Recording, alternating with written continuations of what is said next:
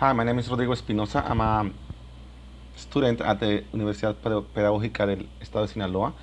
Uh, we've been working the last class was about phonetics and phonology. We've been talking about this, and this is an important issue regarding language teaching. There are many aspects that influence the learning of language, and one of them is regards specifically with how students feel they're progressing with the learning of a language.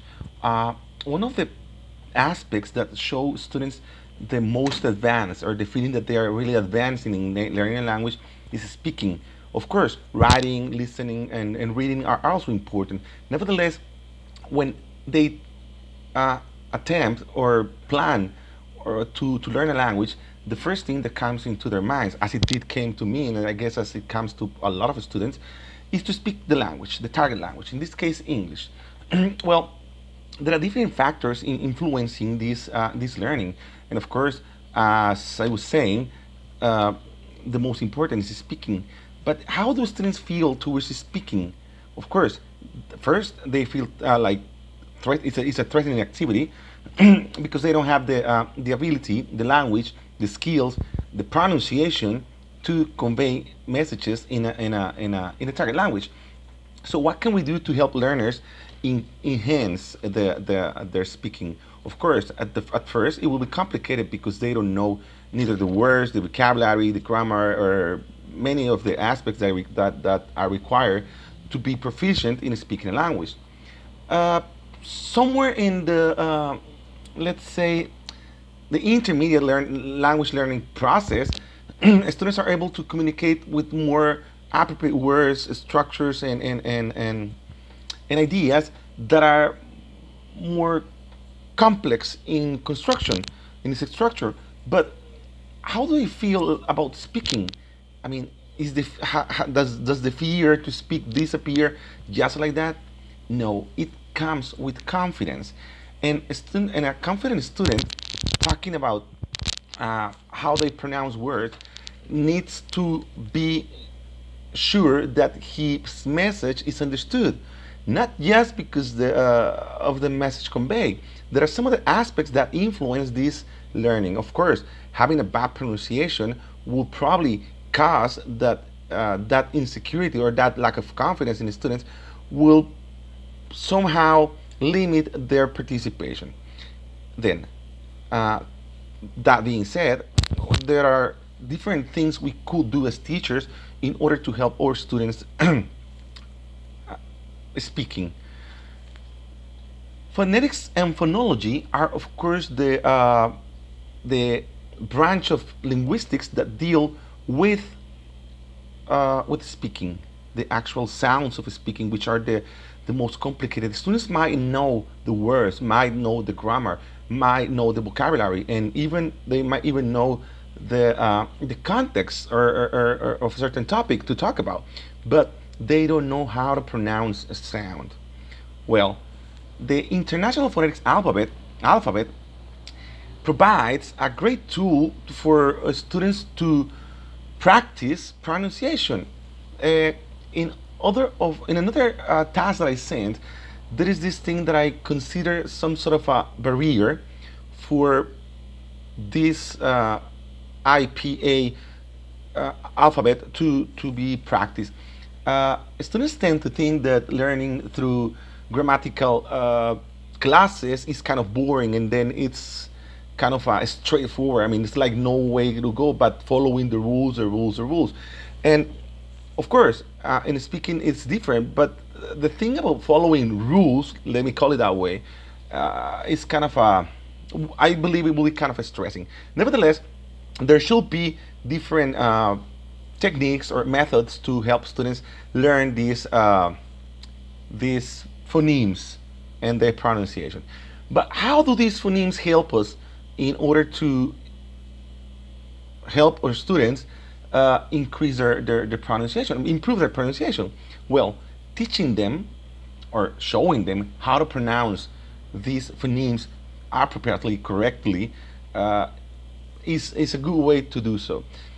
Uh, we can tell our students that the same sounds they make in their native tongue are the same sounds they might be needing to use in the target language. Anyways, we talked about it in the classroom. There were different comments, and they were pretty interesting because some of us commented things that were not directly related to, I mean, not directly mentioned in the readings or in the videos that we saw.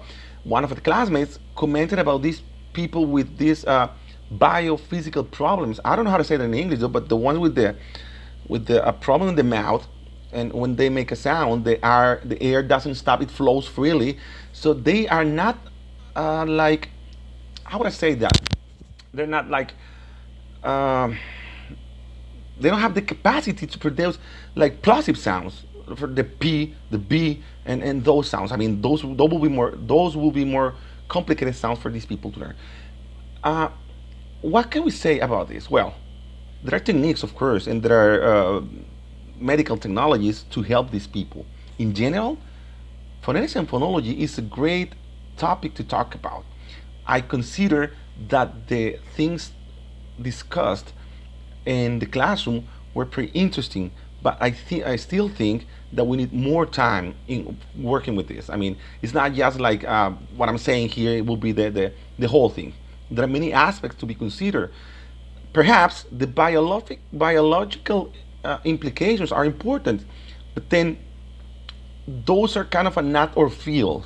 We must know that as a general knowledge, how the air is sent from the lungs to the articulatory system, and how the tongue movements, the glottis movement, the nasal sounds, the lips, the teeth, and every part of the speaking structure, let me say, have an impact on the way we pronounce words. Well, apart from that, in the teaching aspects, well, there are many things we should be interested in, and I hope within this further classes we're able to practice a little bit more on how to do this. It is complicated to learn how to teach this. It is complicated to speak when we're not native speakers. Some of us have, let me say, different accents, different ways of speaking, and sometimes we cannot help our students to improve their speaking if we're not proficient speakers ourselves. So, in order to become a good model to follow, as in repetition practices in classes, we need to have better pronunciation ourselves. So learning about phonetics and phonology will definitely help us a lot in improving ourselves as teachers, as speakers, and of course in helping our students. I hope this video meets the requirements. It's a little bit of what we did within the class. Just a little talk, just a lot of commentaries, great commentaries by the way, and well, next time we will have this with more precise information regarding phonetics and phonology. I hope to learn a little bit more and be able to explain how phonetics works, how these symbols are linked together or are put together or are separated into sounds or into diphthongs, monophthongs, or vibrating sounds or nasal sounds or affricates or what was the other one? Affricatives and stuff like that. Well, I hope we get there soon. Thank you for listening, for watching and listening to this. See you next time. My name is Rodrigo Espinoza. I'm a student from the Universidad Pedagógica del Estado de Sinaloa. Thank you.